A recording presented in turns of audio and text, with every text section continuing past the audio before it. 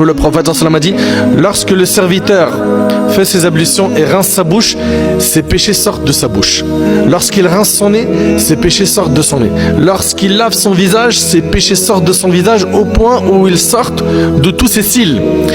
Lorsqu'il lave ses bras, ses péchés sortent de ses bras au point où ils sortent de sous les ongles de ses mains. Lorsqu'il frotte sa tête, ses péchés sortent de sa tête au point où ils sortent de ses oreilles. Lorsqu'il lave ses pieds, ses péchés sortent de ses pieds au point où ils sortent dessous ses ongles de pied, puis sa marche vers la mosquée et sa prière sont des œuvres surrogatoires rapportées par l'imam Malik dans le Muwatta. Et d'après Abdullah ibn Amr, le prophète a dit, celui qui part vers la mosquée, alors un pas lui enlève un péché et pour le pas suivant, il lui écrit une bonne action, et ceci à l'aller comme au retour, rapporté par Ahmed. Subhanallah, c'est impressionnant quand même. Et le prophète il a dit, l'un de vous ne cesse d'être en prière tant qu'il est retenu à la mosquée à cause de la prière suivante. Tant que tu es en train d'attendre la prière qui arrive, tu es considéré en salat, en prière. L'un de vous ne cesse d'être en prière tant qu'il est retenu à la mosquée à cause de la prière suivante, et alors que rien d'autre que la prière ne l'empêche de retourner chez lui, rapporté par Bukhari Muslim. Lorsque tu attends la prière, les anges disent, oh Allah, pardonne-lui, oh Allah, fais-lui miséricorde. Et c'est rapporté par le Bukhari. Et quand on prie en groupe, qu'est-ce qu'on gagne? Le prophète a dit, la prière en groupe dépasse en mérite la prière individuelle de 27 degrés. Et c'est rapporté par Bukhari Muslim. Septièmement, la prière elle efface les péchés. La prière efface les péchés.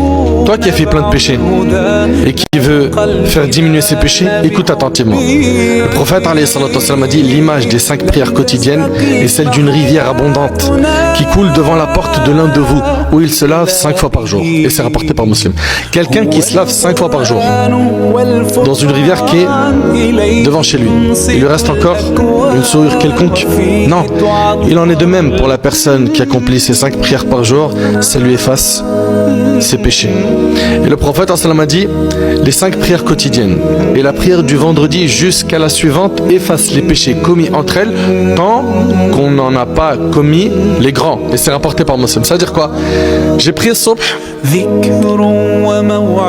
puis après j'ai prié Dhuhr. Les péchés entre Subh et Dhuhr, ils sont effacés parce que j'ai prié Salat al-Dhuhr. J'ai prié ensuite l'Asr. Les péchés que j'ai fait entre Dhuhr et Asr, ils sont effacés parce que j'ai prié Asr. Et ainsi de suite pour les autres prières. Mais il s'agit des petits péchés et non des grands. Mais c'est déjà quelque chose d'exceptionnel. C'est immense.